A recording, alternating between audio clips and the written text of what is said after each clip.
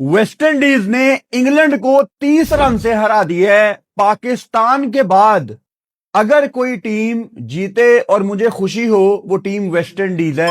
Because ये इतने तगड़े क्रिकेटर्स थे, फिर दरमियान में इनको पता नहीं क्या हो गया था, लेकिन अब डैरन सेमी की कोचिंग में इन्होंने खड़ा होना शुरू कर दिया है।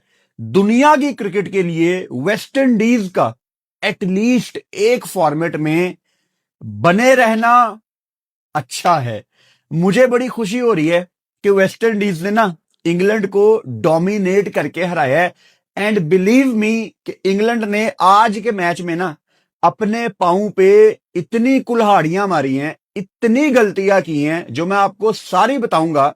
अगर आप पीएसएल के ऑक्शन में बिजी थे या आपने किसी वजह से इंग्लैंड वेस्ट इंडीज का मैच नहीं देखा, तो सारे पॉइंट्स मैं आपको इस वीडियो में बताऊंगा कि क्यों इंग्लैंड इस मैच में हारी।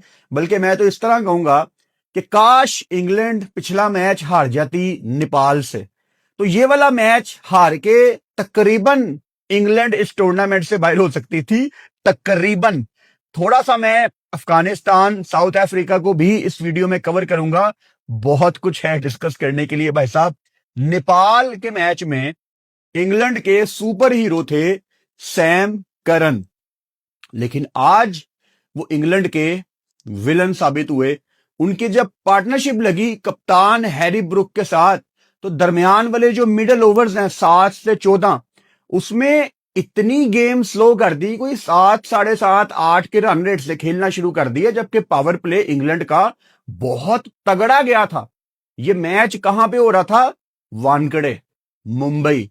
और मुंबई इंडिया के उन मैदानों में से एक है जहां 180-90 मजाक मजाक में हो जाता है। अब इसका मतलब ये नहीं है कि वेस्ट इंडीज ने बड़ी आसानी से कर लिया। वहां जो बैटिंग कर गया रदरफोर्ड, ही is man of the match as well. और उसके बाद वेस्ट इंडीज की टीम में one of my favourite cricketers Jason Holder, जो वो कैमियो खेल गए, भाई साहब बहुत ही मजा आया। जिसने ये मैच मिस किया है ना, उसने बहुत ज्यादा एंटरटेनमेंट मिस की है। वेस्ट इंडीज ऑब्वियसली पहले बैटिंग कर रही थी। उनके दोनों ओपनर्स ब्रेंडन किंग और शे होप कप्तान आज भी कुछ नहीं कर पाए। वन डाउन हिटमायर की जब ओवरटर्न ने विकेट ली, तो वहां पे ना मुझे था कि शायद वेस्ट इंडीज ना थोड़ी जल्दी आउट हो सकती है। बिकॉज 8 पे 1 आउट, 8 पे 2 आउट, फिर एक पार्टनरशिप लगती है 55 पे 3 आउट, तो लग रहा था कि वेस्ट इंडीज यहां से थोड़ा सा मसला करेगी और इनके लिए मुश्किल है अब बड़ा टोटल करना। क्योंकि वहां पे जब आदिल रशीद बॉल करने आए हैं ना, यार मुझे नहीं याद पड़ता कि इससे पहले मैंने इससे ज्यादा टर्न किसी स्पिनर को करते हुए देखा हो। शायद शेन वॉर्न के जमाने में होता था कि इतना इतना बॉल टर्न कर रहा था, और कोई एक आधा बॉल भी नहीं। मतलब उसने 12-12 डिग्री बॉल टर्न किया है। मैं हैरान था कि ये हो क्या गया है आदिल रशीद को। डेफिनेटली अपनी जिंदगी के बेस्ट स्पेल्स में से आज आदिल रशीद का स्पेल डेफिनेटली एक था, और वो याद रखेंगे कि कितनी उनको विकेट से मदद मिल रही थी। हालांकि अगर इंग्लैंड की टीम जीतती तो थोड़ा ज्यादा आदिल रशीद इस स्पेल को एंजॉय करते, लेकिन विकेटें भी उन्होंने इंपॉर्टेंट 2 ली। चेज को आउट किया और रोवमन पावल को भी आउट किया, लेकिन जो डैमेज था ना वो किया शेनफॉर रदरफोर्ड ने। अब रदरफोर्ड की इनिंग्स को मैं कंपेयर करूंगा सैम करन के साथ, बिकॉज दोनों को स्टार्ट सेम मिले थे। रदरफोर्ड थोड़ा सा शुरू में फंसा हुआ था, और हम ये मैच लाइव कवर कर रहे थे, तो मैं यही बात कर रहा था कि रदरफोर्ड ना अगर इस इनिंग्स को कन्वर्ट नहीं कर पाया आखिर में, तो वेस्ट इंडीज में ना इसको बड़ी गालियां पड़नी है। और वेस्ट इंडीज के अंदर लोग बड़े पैशनेट है क्रिकेट को लेके, लेकिन भाई साहब उसके बाद रदरफोर्ड जब शुरू हुआ है, 7 छक्के 2 चौके, उस बंदे ने पीछे मुड़ के नहीं देखा। शुरू में अगर उसने कोई 1-2 ओवर अच्छे खेल दिए होते ना, तो शायद इस T20 वर्ल्ड कप में आप वेस्ट इंडीज की तरफ से आज पहला 100 देख लेते। लेकिन 76 पे नोट आउट रहे, और रही सही कसर नीचे से जैसन होल्डर ने। अब हर टीम की ख्वाहिश होती है कि हमारे पास नीचे एक ऐसा बंदा हो जो आके 30-35 रन कर दे। हमारे पास पता है क्या था, एक जमाने में ना एक बड़ा जबरदस्त हमारे पास एक बैटर था जो कि आज तक पाकिस्तान को नहीं मिला, अब्दुल रजाक। अब्दुल रजाक नीचे से आगे 30 35 40 करते थे और एकदम आपकी टीम फिनिशिंग लाइन क्रॉस कर जाती थी। और अब जाके हमें रियलाइज होता है कि अब्दुल रजाक जैसा ऑलराउंडर हमारे पास आया ही नहीं, या हमने बनाने की कोशिश ही नहीं की। आप हमाद आजम को देख लें, उनकी बड़ी हाइप थी, आमिर जमाल, फहीम अशरफ, अब on end of. World cup का पहला मैच फहीम खेला है नीदरलैंड्स के अगेंस्ट, और 10 साल हो गए हैं उसको पाकिस्तान से खेलते हुए, तो हमने कोशिश ही नहीं की। खैर, पाकिस्तान को अभी हम इसमें डिस्कस नहीं करेंगे। तो वेस्ट इंडीज ने जैसन होल्डर के कैमियो की बदौलत 196 बोर्ड पे लगा दिया था, और हम उस टाइम लाइव में यही डिस्कस कर रहे थे कि यहां पे ड्यू थोड़ी बहुत आ सकती है, इतनी ज्यादा नहीं आई। तो अगर ड्यू ना आती तो 180 टाइप टोटल अच्छा था यहां पे। लेकिन अगर ड्यू आ गई, क्योंकि जब ड्यू आती है आपको 15-20 रन का मार्जिन रखना पड़ता है, ड्यू आती है रिवर्स स्विंग गेम से निकल जाती है, वो तो खैर अलग बात है कि वेस्ट इंडीज की टीम में मेरा नहीं ख्याल कि किसी ने रिवर्स स्विंग करनी थी। शमार जोसेफ हैं, लेकिन उनको मैंने कभी देखा नहीं है रिवर्स स्विंग करते हुए, और स्पिनर से बॉल ग्रिप नहीं होता, बॉल गीला हो जाता है, लेकिन ड्यू नहीं पड़ी। अच्छा, वेस्ट इंडीज फिर भी 196 कर गई, यानी वो हर लिहाज से सेफ थे। अच्छा, इंग्लैंड की बैटिंग शुरू होती है मिड इनिंग्स में, मैं कह रहा था कि 50-50 मामला हैं। फिल सॉल्ट, जो कि मतलब मुझे बड़ी खुशी होती है फिल सॉल्ट को देख के कि दुनिया में बड़े कम क्रिकेटर हैं जो मॉडर्न क्रिकेटर्स, जो आजकल के लड़के हैं जो कि पिछले 5-6 साल में आए हैं, आप मतलब उंगलियों पे गिन सकते हो, 3-4 होंगे जिन्होंने इवॉल्व किया, जो अपनी क्रिकेट को नेक्स्ट लेवल पे लेके गए हैं। फिल सॉल्ट उनमें से एक है। वो आसरा ही नहीं करता, वो इंतजार ही नहीं करता, और जिस तरह खड़े खड़े उसने लेग साइड के छक्के लगाए हैं, मतलब क्या फिटनेस है, मतलब उसकी कोर इतनी तगड़ी है कि वो घुमा के लेग साइड पे शॉटे लगा रहा है, और किसी किस्म का कोई उसका बॉडी बैलेंस आउट ही नहीं कर रही। फुटवर्क कमाल है, मतलब जो उसका बैलेंस था, इससे पता लगता है कि कोर की कितनी ट्रेनिंग उसने करके रखी हुई है। कमाल कमाल टैलेंट है, बट जल्दी आउट हो गए। क्रेडिट वहां पे जाता है वेस्ट इंडीज को, जिन्होंने लगातार उसको चैलेंज किया। मतलब अगर वो लेग साइड पे लपेटे मारने की कोशिश कर रहा है, तो उसको पीछे लॉन्ग लेग का फील्डर रखा हुआ है और डीप स्केल लेग रखा हुआ है, और उसको बिल्कुल मिडल में बॉल कर रहे हैं कि मारना है तो लेग साइड पे ही मार। तो उसको प्रॉपर चैलेंज किया जा रहा था। तो फिल सॉल्ट ने अपनी विकेट खोई, और उसके बाद जॉस बटलर के ऊपर अब एक बहुत बड़ा सवालिया निशान है, क्योंकि अब इंग्लैंड की कप्तानी भी नहीं करते वो। तो खैर, ओवरऑल इंग्लैंड का व्हाइट बॉल बिल्कुल ही फारग हो गया सिस्टम। रेड बॉल में भी यू नेवर नो, इंग्लैंड में होते हैं तो कंपेटिटिव क्रिकेट खेलते हैं। एशेज में आपने देखा कि इंग्लैंड मतलब ज्यादातर कहीं पे इन्वॉल्व थी नहीं, सेशन पे सेशन हारती थी, एक आधे घंटे के लिए ठीक क्रिकेट होती थी, लेकिन बिल्कुल फारग। व्हाइट बॉल की अगर मैं स्पेसिफिकली बात करूं, इंग्लैंड का एक डाउनफॉल सा चल रहा है। इन्होंने आखिरी साल दिसंबर में ब्रेंडन मैकलम को अपनी व्हाइट बॉल की कोचिंग भी दी है, एंड एक लिहाज से चलो मैं खुश भी हूं कि इंग्लैंड सुपर 8 में, जो कि आएगी, इनका ग्रुप थोड़ा सा आसान है, इंग्लैंड सुपर 8 में हमारे सामने आएगी। और मैं इसीलिए आपको कहता हूं कि न्यूजीलैंड को तो पाकिस्तान ने हराना है, England totally out of form है। मतलब उनकी टीम में जोफ्रा आर्चर है, जो कि मुझे समझ नहीं आती, जिस तरह आज जोफ्रा आर्चर रन आउट हुआ है, इतना लेजी। ये कोई पाकिस्तान टीम में ऐसे रन आउट होता ना इतनी जल्दी गिव अप करके, तो हम उसको यहां पे सीधा कर देते। मतलब उसको तो बैन कर देना चाहिए यार। ठीक है, अब कोई कह सकता है 2019 का वर्ल्ड कप खिलाया है, बट जोफ्रा आर्चर की जो अप्रोच थी रनआउट की, यू नेवर नो, उसने फाइन लेग के ऊपर से एक चौका लगाया था। आप इतना कैजुअल कैसे हो सकते हो? This is international cricket. आप लकी हो, आपके लिए इंग्लैंड ने प्रोसेस तेज करके आपको इंग्लैंड खिलाया है, आपके ऊपर इन्वेस्टमेंट की है इतनी ज्यादा। बहुत ही कैजुअल ले गया जोफ्रा आर्चर, और विद द बॉल नेपाल के अगेंस्ट ही वाज एक्सपेंसिव।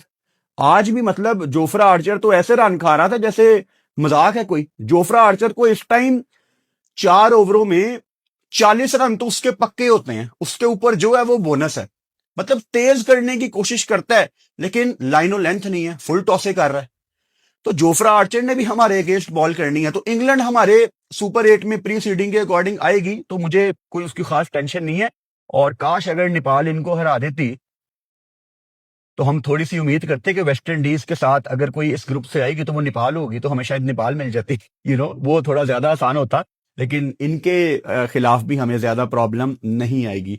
आपको इंग्लैंड की टीम में अगर आज समझना है कि मैच कहां पे इन्होंने खोया है, तो वो मिडल ओवर्स थे। मतलब ऊपर जैसे मैंने बात की जॉस बटलर की, वो भाई साहब रन बॉल खेलते हैं, जैसे ही बाउंड्री पे आते हैं अपनी विकेट खो बैठते हैं। लग ही नहीं रहे कि किसी चीज का इंटरेस्ट है, कोशिश भी नहीं करते। मतलब एक जमाने में जॉस बटलर यार T20 में he was red hot property, लेकिन अब जॉस बटलर मेरा ख्याल है बर्डन है इंग्लैंड की टीम के ऊपर। अच्छा, प्रॉब्लम कहां पे आई? कप्तान हैरी ब्रुक और सैम करन जिस तरह से मिडिल ओवर को अप्रोच करके गए। यार आप अगेन वानखेड़े में खेल रहे हो, मुंबई में, जहां 180 190 चेज होते हैं। जरूरत नहीं थी इतना ज्यादा ब्लॉक करने की। और मोती ने बड़ा अच्छा स्पेल किया वेस्ट इंडीज की तरफ से। उन्होंने अपने कोटे में इंपॉर्टेंट 3 विकेटें ली, लेकिन जहां तक मुझे याद पड़ता है उसने कोई 6 लूज बॉलें की जो बड़ी शॉर्ट थी, जिन पे टांग रख के आप जहां मर्जी अपने पसंद का एरिया चूज करके मार लो, लेकिन कोशिश ही नहीं कर रहे थे। तो अगर आप बुरी बॉल को चार्ज नहीं कर रहे ना, और आप गेम छोड़ रहे हो आगे के लिए कि आखिरी 3-4 ओवर्स में देखेंगे, तो फिर अगर 2-3 विकेटें गिरती हैं तो मुश्किल हो जाता है आने वालों के लिए। यही गलती की सैम करन और हैरी ब्रुक ने जब उनकी पार्टनरशिप लगी हुई थी। वो एक ही तरीके से खेल रहे थे। हालांकि शुरू में रिक्वायर्ड रन रेट और करंट रन रेट की अगर मैं बात करूं, तो इंग्लैंड का रिक्वायर्ड रन रेट कम था और करंट बेहतर था। लेकिन कैसे आहिस्ता आहिस्ता आप नीचे आते गए, जरूरत ही नहीं थी डॉट बॉलिंग खेलने की। इंग्लैंड एक तरफ बेसबॉल बेसबॉल बेसबॉल। आज जो मैच आराम से अप्रोच कर सकते थे आप, वो आपने अपनी गलतियों से गवा दिया है। और स्पिनर्स की क्या ही मैं बात करूं, स्पेशली अगर जीता है वेस्ट इंडीज, तो भाई साहब गुदाकेश मोती फ्रेंचाइज क्रिकेट खेलते हैं सारी दुनिया में। बेंटन को आउट किया, बेथल ने अच्छा कैमियो खेला, उसको आउट किया, नीचे हैरी ब्रुक को। आज बहुत बड़ा रोल है गुदाकेश मोती का। और उनके साथ हालांकि आप जैसन होल्डर की बात करें, पहले ओवर में 24 रन दे दिए थे। जैसन होल्डर ने नया बॉल किया अकील हुसैन के साथ, अपना अच्छा बैटिंग का कैमियो खेल के पहले ओवर में 24 रन। 24 रन T20 में कौन खाता है? तो एक ड्रीम स्टार्ट तो मिल गया था। उसके बाद आखिर में उन्होंने भी एक डिसेंट ओवर किया। उसके साथ रमारियो शेफर्ड ने एक ही ओवर किया, 7 रन 1 विकेट। पिछले मैच में अगेंस्ट स्कॉटलैंड इन्होंने हैट्रिक की थी, जो कि इस T20 वर्ल्ड कप की एक शानदार हैट्रिक है। और इसके साथ वेस्ट इंडीज के bowler off spinner Roston chase, इन्होंने भी आज ठीक ठाक बॉलिंग की है। वहां पे मोती और यहां चेज, इन्होंने जॉस बटलर को आउट किया और इनके साथ विल जैक्स को आउट किया। इंग्लैंड एक अजीब सी व्हाइट बॉल की टीम बन गई है वनडे और T20 की अगर मैं बात करूं। मतलब स्टिल मैं खुश हूं कि ये हमारे सामने आएंगे सुपर 8 में। हम इनको पकड़ लेंगे, टेंशन की बात नहीं है। न्यूजीलैंड तो वो तो मतलब सो जाओ आप, वो पक्का मैच है, वो किसी ने नहीं देखना तो ना देखना। पाकिस्तान न्यूजीलैंड को पकड़ लेगी। इंग्लैंड ठीक है, आ सकती है मुकाबले में, लेकिन हम इनको पकड़ लेंगे। लेकिन इनका 30 रन से आज हारना मुझे थोड़ा सा दुख होता है। काश ये नेपाल से भी हार जाते। तो नेपाल की टीम अगर आ जाती आगे, तो मैं कहता हूं क्या ही बात है। अभी भी यू नेवर नो, इंग्लैंड को एक आधा कोई हैवी अपसेट टाइप मैच पड़ गया, तो हमें पता कोई नहीं है कि वेस्ट इंडीज के साथ कोई और टीम आ जाए। लेट्स सी, देखते हैं। बल्कि आज ऑस्ट्रेलिया ने बड़ी आसानी से आयरलैंड को भी हरा दिया। प्रमदासा में वो मैच था, कोलंबो में दोपहर का गेम था, और उसमें हमने देखा कि बाउंड्रीज कितनी बड़ी थी। Once again even Australia struggle कर रही थी दरमियान वाले ओवर्स में बाउंड्री ढूंढने के लिए। तो इंडिया पाकिस्तान के गेम में आपको वो बड़ा टारगेट नहीं मिलना। और आज एक ये भी बड़ी खबर आई कि अभिषेक शर्मा अस्पताल दाखिल हो गए हैं स्टमक इन्फेक्शन की वजह से। तो हम अभिषेक शर्मा को ऑल द बेस्ट विश करते हैं। हम दुआ करते हैं कि अभिषेक शर्मा जल्दी से फिट होके संडे वाले मैच में आ जाए। बिकॉज मैंने अभिषेक शर्मा को बहुत कुछ वापस करना है।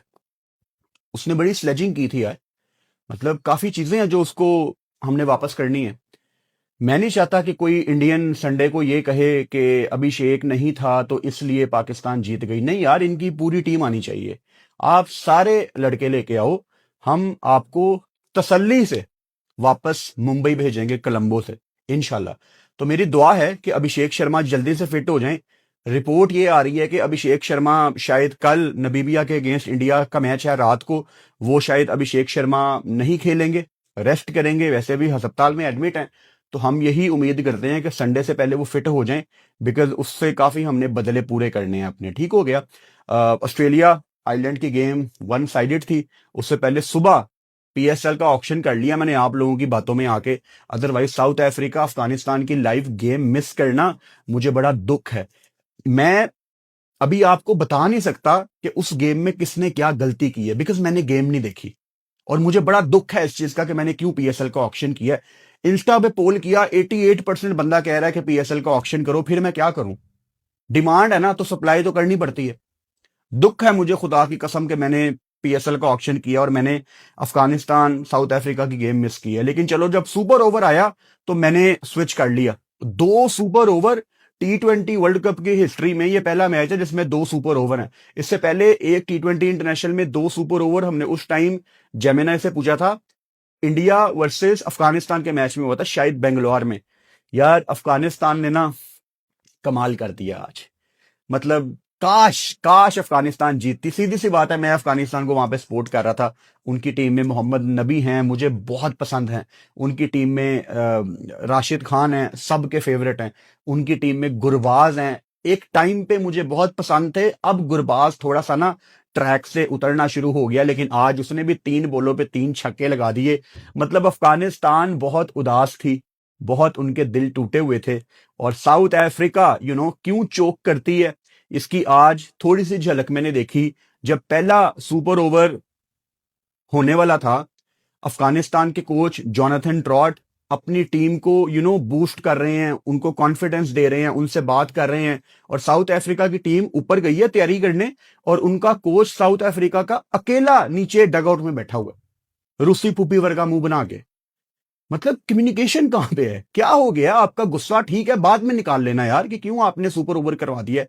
वो हिला नहीं अपनी जगह से कोच, और टीम अलग है। तो ये वजूहात हैं जो हमारी सब कॉन्टिनेंट की टीम में, एशियन टीम में थोड़ी इमोशनल है। वो एक दूसरे को बैक करते हैं, ये एक दूसरे का मुंह देखते हैं यार कि क्या करना है, इसलिए ये चोक करते हैं। तो बहुत ही वो बुरे विजुअल्स थे जो साउथ अफ्रीका कोच किसी प्लेयर से बात ही नहीं कर रहे थे, क्यों आपने सुपर ओवर करा दिया। तो काफी इंपॉर्टेंट मैच हमने मिस किया। बाकी आईसीसी ने जो शेड्यूल बनाया है इस वर्ल्ड कप का, मेरा उससे बहुत बड़ा इख्तलाफ है। मतलब अगर इंडिया होस्ट है तो श्रीलंका को होस्ट है। आप श्रीलंका को कैसे सुबह 10 बजे वाली गेम दे सकते हैं? बल्कि ऑस्ट्रेलिया की भी अगली गेम डे गेम है। यार ये बड़ी टीमें हैं, ये शाम को खिलाओ इनको। कल सुबह 10:30 बजे श्रीलंका खेल रही है ओमान के अगेंस्ट, वो को होस्ट है यार, उनको रात वाली गेम दो। बड़े मसले हैं आईसीसी के स्केड्यूल में। तो खैर, कल 10:30 बजे मैच है श्रीलंका और ओमान का। इसका मतलब यह है कि सुबह 9:30 बजे मैं दोबारा से लाइव आ जाऊंगा। It was a long day, so बहुत एक्साइटिंग दिन था आज, बहुत मजा आया। सुबह 9:30 बजे वाले वीडियो सेशन में मैं आप लोगों को वीडियो कॉल्स पे भी लूंगा इंशाल्लाह। तो सुबह मुझे सेशन में ज्वाइन करो, चैनल को सब्सक्राइब करो और बेल आइकन लाजमी दबाओ ताकि आने वाली वीडियोस का नोटिफिकेशन आपको मिल सके। Good night. सुबह 9:30 आपसे मुलाकात होती है।